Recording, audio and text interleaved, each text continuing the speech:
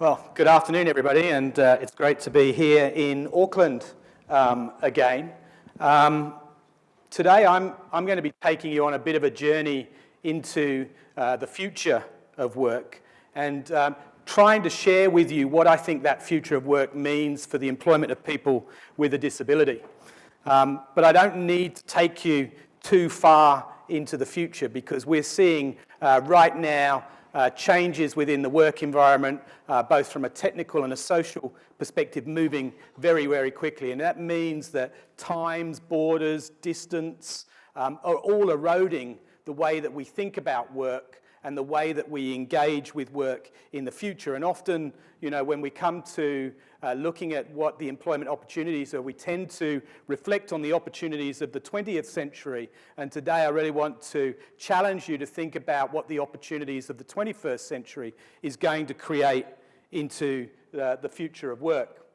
And one of the challenges that you see is that on a regular basis, you can open a business journal anywhere in the world and you'll see somebody talking about how jobs are going to disappear, how robots and artificial intelligence are going to take away the opportunities to work, and that in fact work as we know it is dying.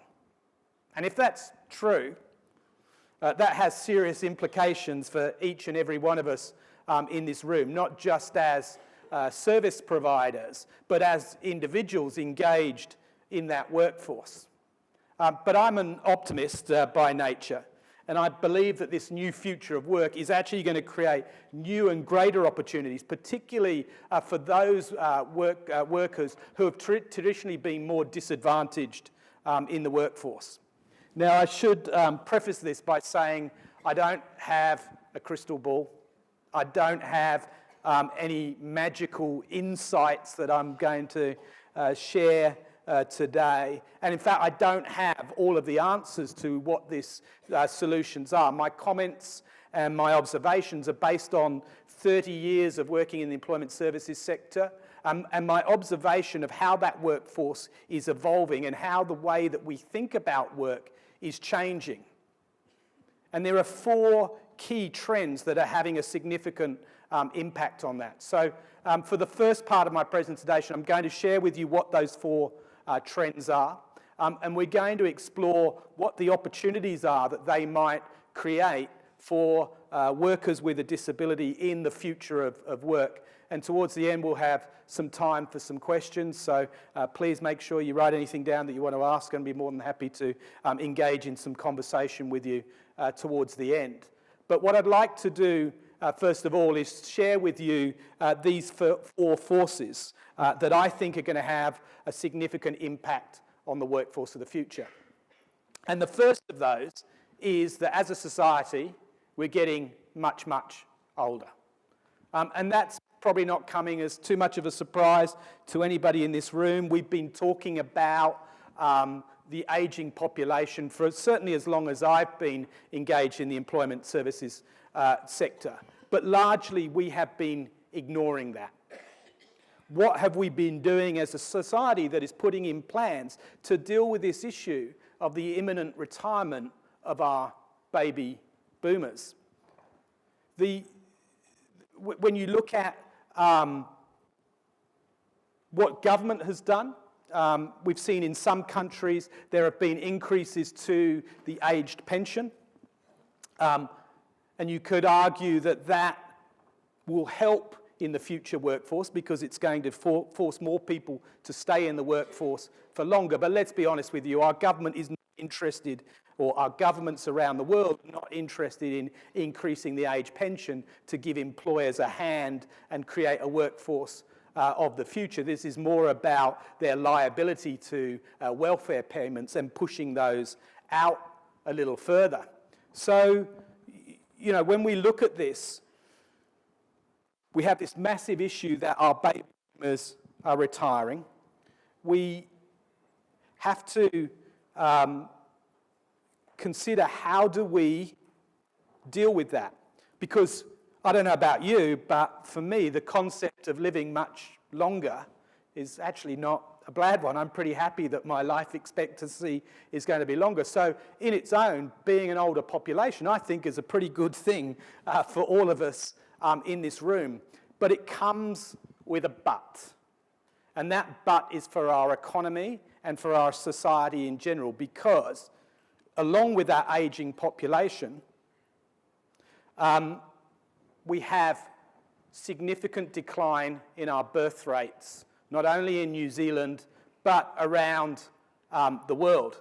And in fact, for the last 50 years, our birth rates have been steadily in decline. And they're now half of what they were in the 1960s. So in simple terms, we are producing half as many workers as we did in the 1960s. Now, that red line on there is the mortality rate.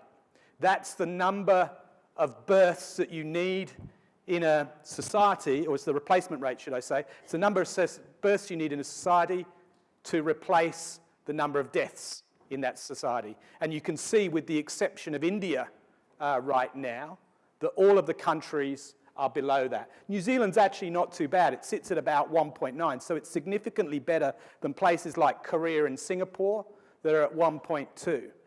But you don't have to be a mathematician to work out that in some point in the not too distant future, we don't have enough workers in our society to fill the jobs that we have right now. Never mind if our economies continue to grow. So we've got this shortfall that is going to occur in our workforce. What's the solution to that? Do we open up our borders for immigration?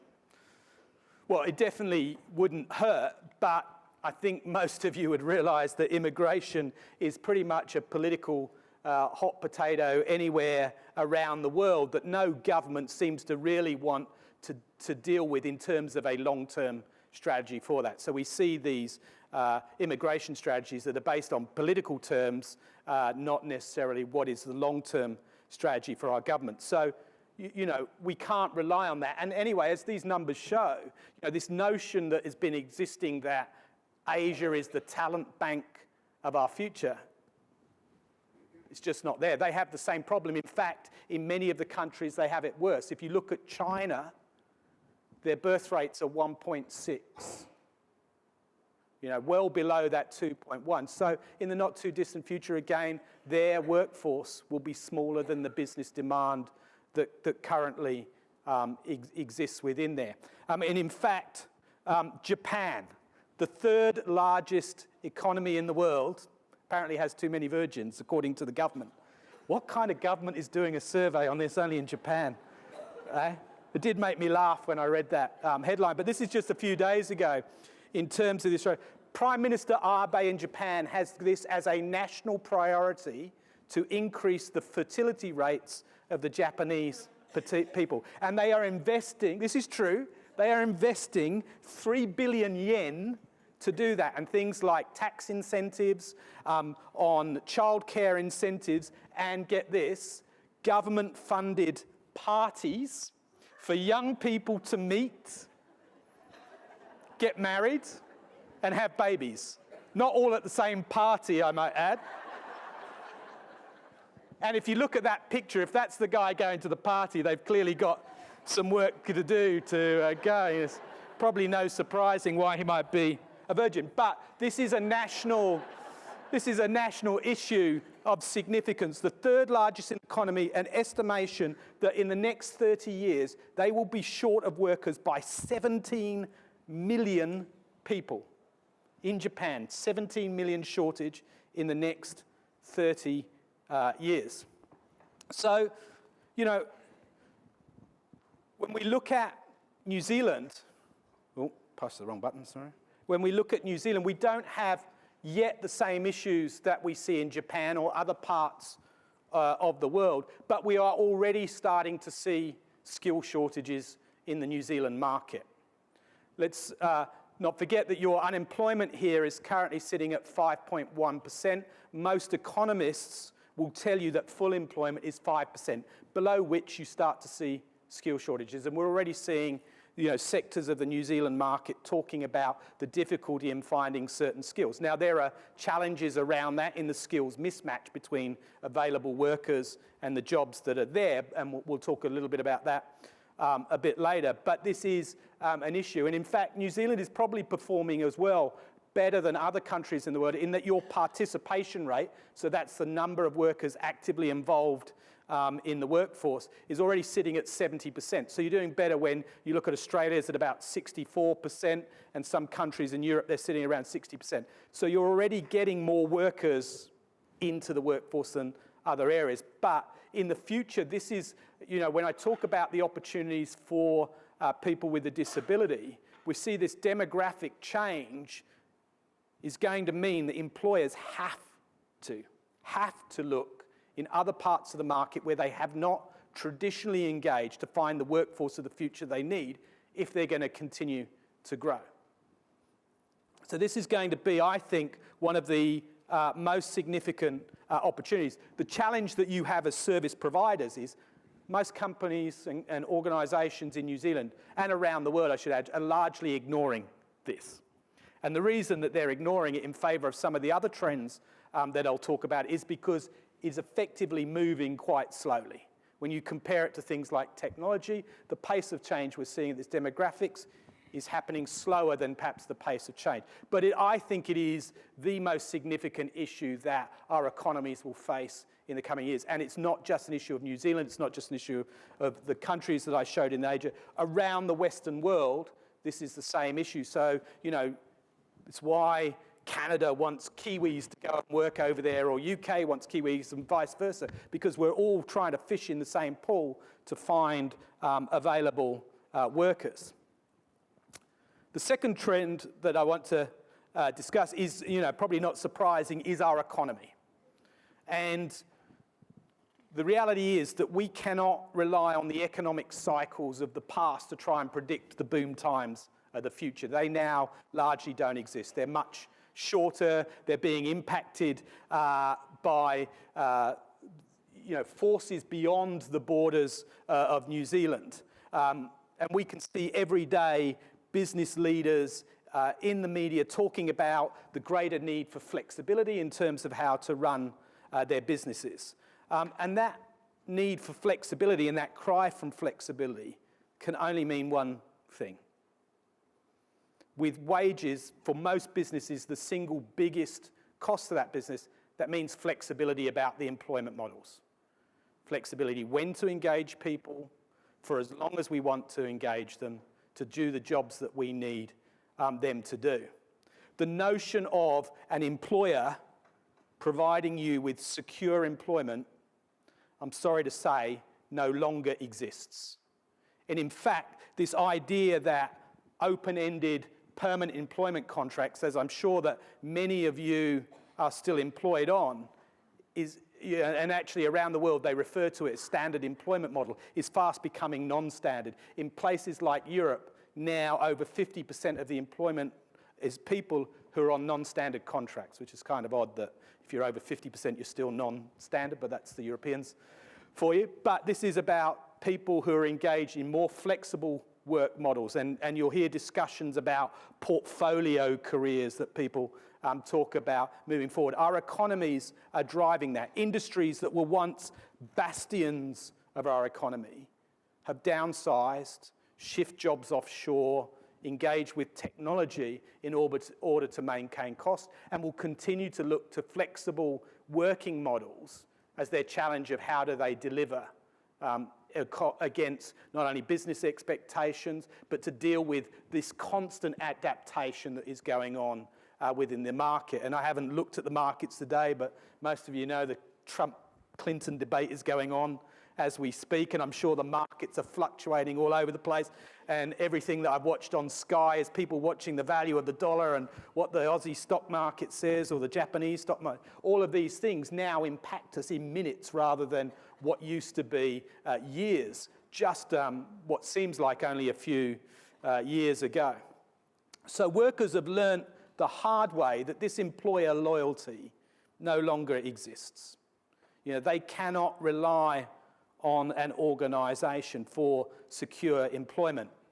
And I want to touch now, and I'll come back to that as to why I think that that creates a significant opportunity for the disability employment sector. And it's kind of odd that when you talk about fluctuating economies employment, you generally think that that's bad, but I do think that there will create some opportunities there. But we also have this pace of change that is going on with technology, and often that is given as an excuse or a reason for the change that we're seeing in business. And look, certainly changes in technology are part of that. We are seeing that faster and faster, new technologies coming into the market, coming into business much, much faster. But this change in technology is not a new phenomenon for business. The Industrial Revolution, in the late 1700s saw us evolve from a mechanized, or from an agricultural society into a mechanized society. And now what we're seeing is this transition being driven by microchip technology and indeed cloud-based technology. So it's not something that's new. What is new is the pace of change. When our grandparents entered the workforce, they could probably expect to have the same job for their entire lives. And that generation in the workforce saw very little change because the speed that it moved at. Fast forward now, and our children entering the workforce today can expect to have up to 17 different jobs across 5 industries, according to the latest research I read today, based on this acceleration of change. So, this notion that technology is doing away with jobs, I think, is also a fallacy, again, because it's not something that's new to us. Think back about, in the early parts of the 20th century, jobs like stokers, lamplighters, lectors, and even in the more recent past, where some of us may be able to remember roles like switchboard operators, milkmen, elevator operators, typists. Anyone remember the typists and the typing pools that we used to have? These jobs, were once very popular jobs in our economy, but they largely don't exist anymore. They've been replaced by new jobs, by electricians, by diesel mechanics, by smartphones. And we've developed our own skills as well, to the point where, if you look at our keyboard skills, many of us, can probably type faster than we can write. So, this notion that technology will replace jobs, I think, is a false one, because we just don't know what those new jobs of the future look like. If we were sat here 10 years ago, who amongst us would have thought that any of these jobs would be a thing? And this is just been produced by the OECD, the 10 jobs that didn't exist 10 years ago. Who would have thought a drone operator could be a thing? Not just a military thing, but think about commercial survey work, about map making, about search and rescue, about commercial photography. These are all industries that are starting to employ drone operators. When most of us left school or university, we wouldn't have had any dreams of being an app developer. They didn't exist 10 years ago. But there are now over 9 million of them around the world. Uber is adding 50,000 drivers globally every month. 50,000 new drivers globally. An old job in a different way. And, there are people who make a living through social media as content providers, where they develop a following of millions of people who follow them on Twitter or Facebook or whatever, and people pay them to promote their products to those people. Again, if you'd have been thinking about that as a potential job for yourselves when you were leaving university, who'd have thought Kim Kardashian could take a photo of her bum and, sell all of these products? Maybe there was an opportunity I missed somewhere along the line there. But I think it's really important for us that, when we think about jobs for our clients and our candidates, we're thinking about that with an eye on the future. Now, again, I'm not sure that you can predict, but you can see even trying to predict what the jobs of the future might be is somewhat of a fool's errand. But being nimble enough to constantly look at that keeping an eye on the job market is going to create opportunities that we can't even think of right now. And I think that what we're seeing as part of this is, and this is a combination of our aging population or our changing demographics, our changing attitudes towards society. It's a combination of the changes that we've seen in the economy and technology empowering us, is that we're seeing a new revolution in the workforce, this rise of individualism. And it's being fueled by this social and political change that most revolutions are formed by. But I think this is probably the most significant force on the way that employers will think about employees in the future and the way that we will think about what work is for us. And it's creating a new type of worker that I like to call the selfie. And the selfie is going to be a powerful force in that work future. It's not limited to their age or their experience. These are new business artisans who have identified what their skills are, where the demand for those skills are, and they're prepared to sell them to the highest bidder.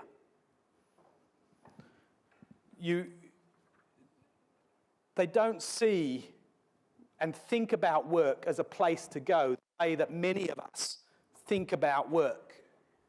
It is a means to achieve an income that enables me to live the life that I have planned for myself. And that's a very different way of thinking about work. And we're seeing more and more the rise of this. As I say, over 50% of people in Europe are working in now non-standard employment arrangements where they have much more flexibility and much more control over what they do.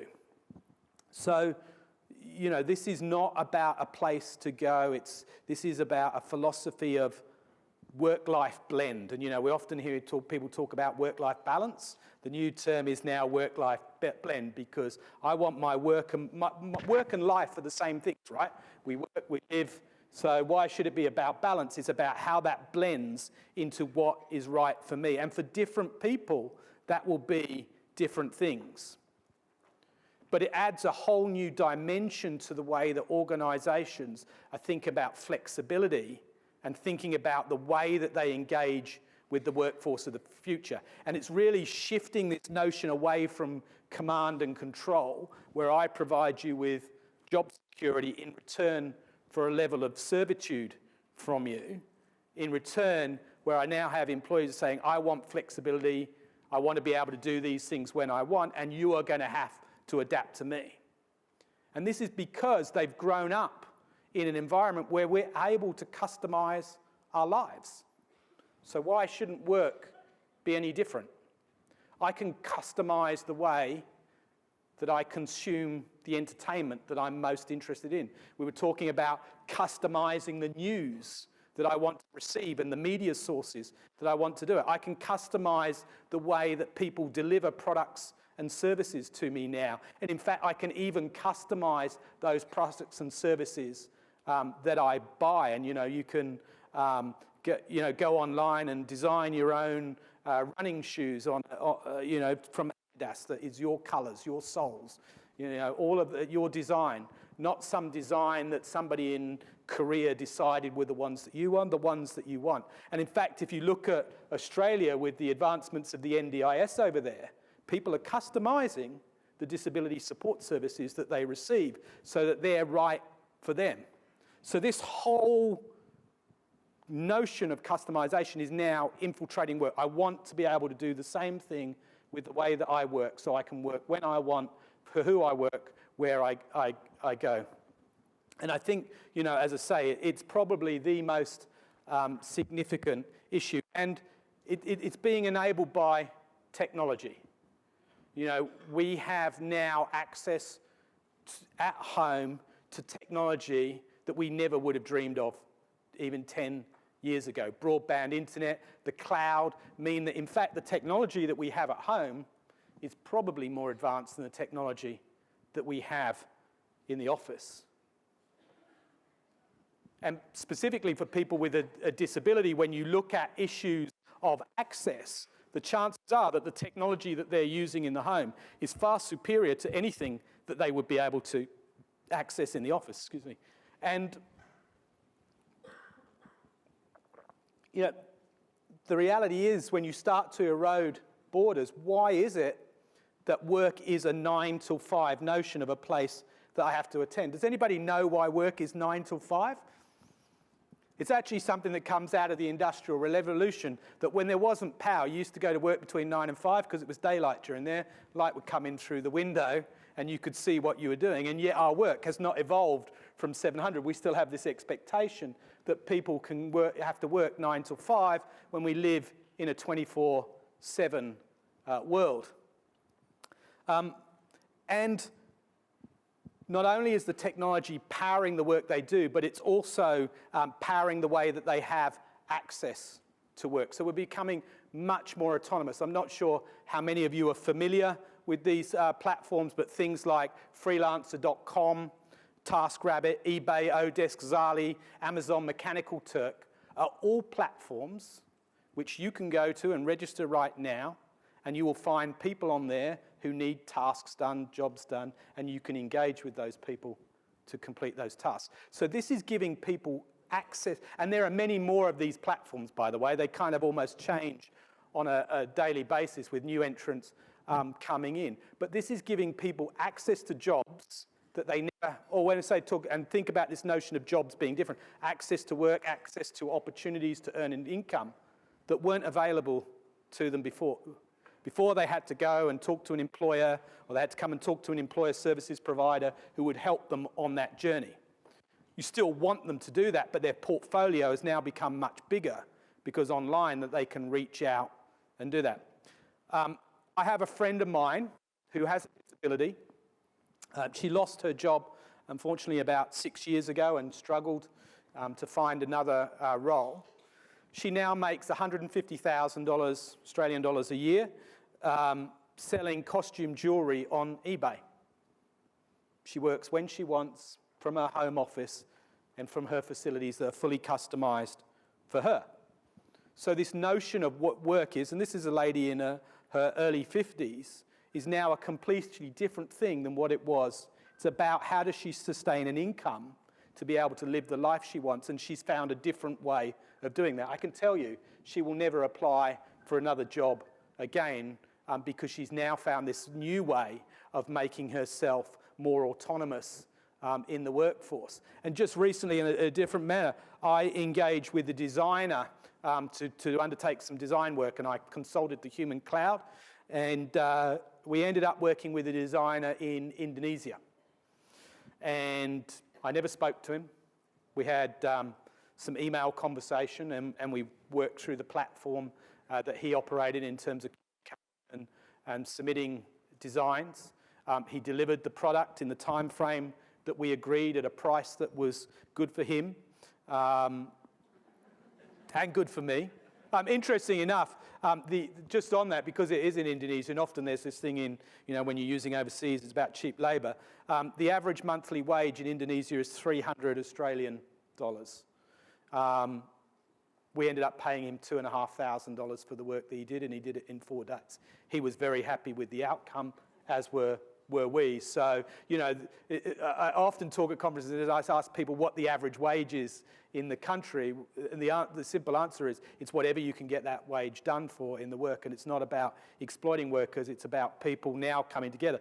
But my point is on this is that technology enabled him to compete on a level playing field with companies around the world doing the same tasks in a cost-effective way for me that worked for the way that I wanted to engage with him as well. He wasn't bound by the times that he worked for me. We didn't have a language issue. We didn't have any constraints on his access to my premises. We didn't have any constraints on when he worked, for how long he worked. So in terms of his flexibility, and I later learned in terms of an email conversation with him when I was thanking him for the work, that he was actually juggling caring responsibilities for his family. And he'd shared with me that he works through this platform because it enables him to find a balance to give the support that he needs to give to his aging mother and father, while still earning an income that supports them as well. So again, my point is that this technology engages greater levels of flexibility as well.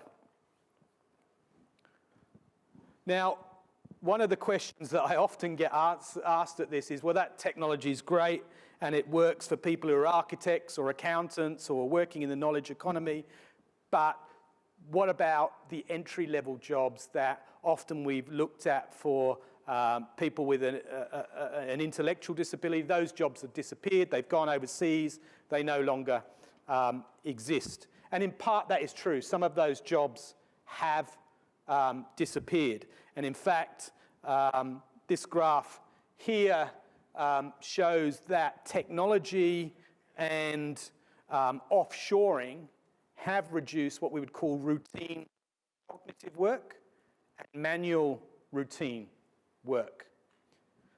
This graph, I should say, relates to Australia. I couldn't find the data specifically for New Zealand, but I've seen other charts on this for other countries in the Western world, and they pretty much mirror this. And given that New Zealand follows those trends on many more of our economic indicators, I'd pretty much guarantee that you would see a similar set of charts if this data was representative of New Zealand. So what we're seeing here, though, is that the rise in the new jobs are in the non-routine cognitive and the non-routine manual industry. So it's true that large industry doesn't have the entry-level jobs that it is, but there's a whole series of industries that are growing. We're seeing greater growth in the care sector, in the hospitality sector, which still have manual, non-routine jobs within that.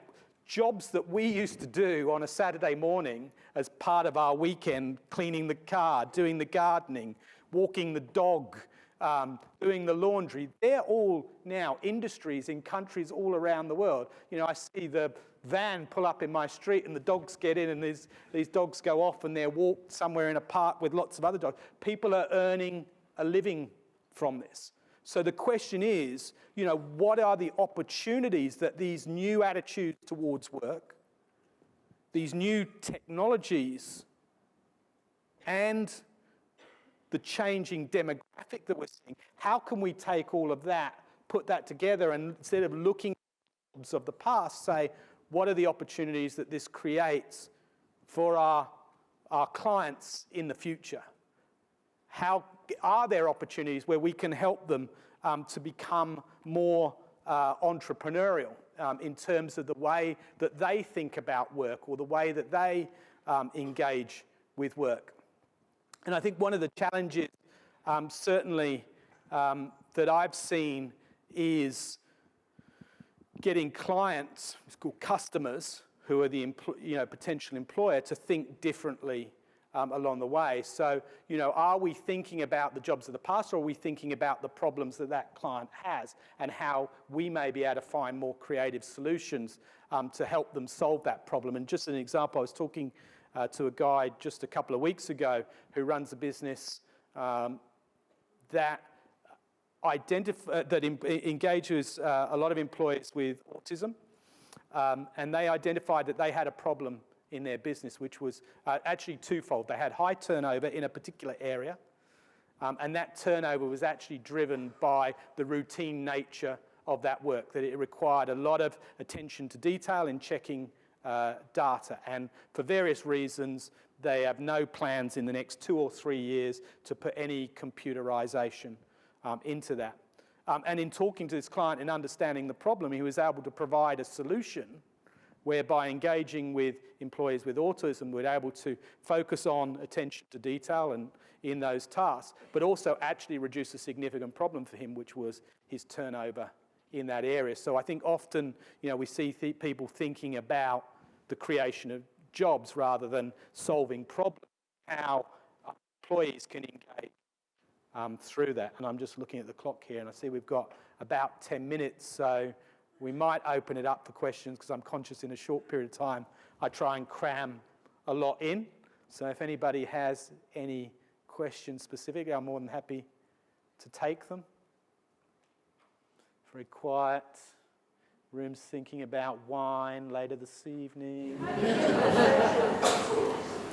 How do you deal with social? Because one of the things about employment is the fact that we go to the employed spend time in recruitment. Yeah. And these jobs that we're talking about are great for income, but will continue to isolate things. Yeah. And you can use that income to go as fun. I mean, there are ways to counter it, of course. But you do lose that social interest. So the question was there, for those who didn't hear it, is how do you deal with the social impact of when work is a place to go? I meet with all my colleagues, and that's an important part of my interaction as a human being. I do think it is one of the challenges, and as I did say, I don't have all of the answers. What we are seeing around the world is that actually there are collaborative workspaces that are starting to occur now, and whether they're cafes or whatever, where people who are freelancers are going to work because it gives them an opportunity to communicate and to engage with others. How does that work for people in the disability sector? I'm not sure of the answer to that. Are there opportunities to create collaborative workspaces as collectives? Maybe not as individuals, but as, do they create those opportunities? Potentially, but it is one of the challenges. The other challenge that I see in this notion of flexibility, again, it's a question that comes up, is about security as well. Because when I lose my full-time open-ended contract, I lose all of the benefits that go with that. My pension, my access to holiday and sick leave, and any other kind of benefits that go with that. And I think we haven't got the answer to that, but we do need to find the answer. I think in Europe we're seeing better versions of it. They talk about flex security, so it provides flexibility to the employer, but security to the individual, and the notion of being able to, if I have a portfolio career where I maybe work for 3 different organisations at various different times of the week or when that suits me, how do I get portability of my benefits across those, so that if I do want to take holiday, I can afford to take holiday, because we all know that we consume as much as we earn, and we're not putting money aside for a rainy day. So how do I get that portability that if I'm sick, I can afford to be sick and I'm not worried about? And I don't think that many countries have found the right solution to that. At the moment, it does tend to be heavily biased towards the employer. I had hoped that New Zealand was actually on the right path, and I'd had some conversations with Grant Robertson, the Future of Work Commission, the Labour Party, and I was really encouraged that finally I'd seen a political party, doesn't matter what colour, somewhere in the world looking at the future of work. Unfortunately, the ideology of the, I think, is now starting to influence that conversation about the only decent work is secure, full-time, permanent work in the models that evolved in the early part of the 19th and 20th centuries versus the modern requirements of the 21st century. So I think governments are really challenged, and I think that is something that I hope New Zealand will find a solution to. They definitely were on a better path than others. They just seem to have plateaued a little bit, so hopefully Grant will pick that up. But I'm not optimistic once it's not a union bash, but once that kind of ideology gets involved, it tends to destroy a debate about the possibilities, and I think we still need to have that possibility. In Europe, we tend to see it, a bit too much the employer way and not enough so we've got to try and find that balance.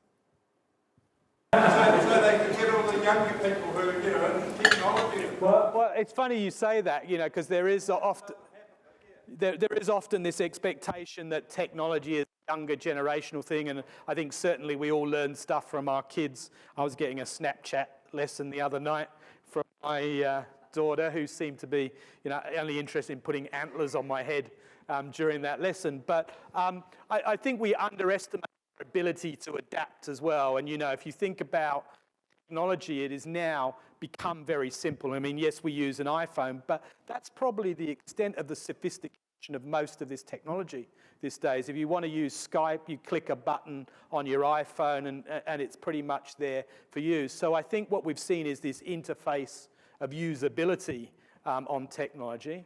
Some of us will adapt faster than others, but you know, the fastest growing social media users on Facebook are the over 60s. So, and all the kids, you know, my daughter tells me she's abandoning it because grandma's spying on her, kind of thing. But I think it does, you know, we are seeing some evolution of technology that, whether that, I don't, you know, you can make your own minds up as to whether you just give it up and go and sit on a beach and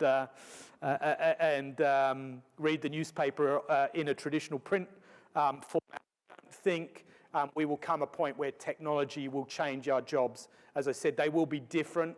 We'll have to adapt through that. And that's why I think this selfie notion is really important, because now what we're doing is we're saying we're going to take control of our own careers. I'm not going to rely on you to employ me and train me to do the tasks that you want. Because when you no longer want me, I'm on the scrap heap with only those skills. It's why, you know, in the manufacturing industry, we're seeing lots of people, you know, who have structural unemployment because they don't have the skills for the new. Now I'm going to take control of that and I'm going to use it. And God, I can Google something on, you know, and find out how to do it and develop my own skills and use that technology to adapt my learning as well. So not sure it will come. I think that's a personal choice, but I'll be with you. I'll be quite happy to go and sit on a beach soon. Any other questions? I think what you'll see is a combination of both. I think you're going to see, you know, I talked about new artisans. You will see people who value high levels of service interaction. I can tell you quite now, I've had a little rant on social media about an online travel provider, nothing to do with my trip coming here, where the service, quite frankly, was shocking. And when I needed to change something, it took, would you believe, 48 hours for them even to come back and confirm my change of booking on a flight when I needed to do some stuff fairly urgently. And don't even try and ring them. There's no phone numbers anywhere. I had to go on a serious internet investigation to get a phone number to be told that they couldn't help me because it was some guy in the Philippines and he'd log a request back into Australia and they'd respond to me in 24 hours. So I will now, forever in my life, value the travel agent that they can go into, talk to, and ring up. So I think we're going to see a combination. You'll see people who will buy in a certain way and engage in a certain way, but people will always still value that high interaction as well. We're human beings, so it's like the notion of work and where you go to work. I want, you know, fundamentally, I want to have an engagement with a human being, not with a machine. Sometimes for convenience, I will do it with a machine and I'll accept that. So I think we will see a blend rather than this notion of all or nothing in there as well. Now, I am conscious, because I can see my clock, I'm already slightly over time, so I will wrap up here. I would close by saying I'm going to be around for the next 24 hours or so if anybody wants to come and have a chat or ask a question, more than happy to do that. You can follow me on LinkedIn or Twitter. I do blog and talk about the future of work. But I would like to just close by summarising that these four forces, you know, and some of them are moving faster than others. But I think that they are significant forces that will change the way that we work forever. And we're already seeing that change when you look at technology, but you look at what's happening elsewhere in the world as an indicator of what will happen here, and you can pretty much determine that our changing demographic is going to make employers look for more people within the workforce. That's good news for you alone, without anything else, because there ain't going to be enough workers, so they're going to have to work out how, as organisations, do they adapt to engage with that other 30% in New Zealand that isn't actively looking for work. Have to do it. No questions asked. Next 15 years, significant issues. You add to that technology, the new attitudes for work, the way that organisations will have to adapt to become more flexible for these employers. And I think that creates significant opportunities as well. the challenge for you is to look at that, look at how those challenges are or those opportunities are evolving, and how do you adapt to help your clients see the opportunity, and how do you support them through that process? Because this is significant change for them as well, right? So, I'm not suggesting it's going to be easy, but I do think that the employment future for employees in general with a disadvantage, whether they're people with a disability, whether they're young workers, Indigenous workers, etc., I think is going to be much brighter, because employers, you look at Japan, Australia, New Zealand, we're all going to have the same problem. The employers will have to change, and that's got to be good news for all of you who are engaged in trying to help those people to find work. Thank you.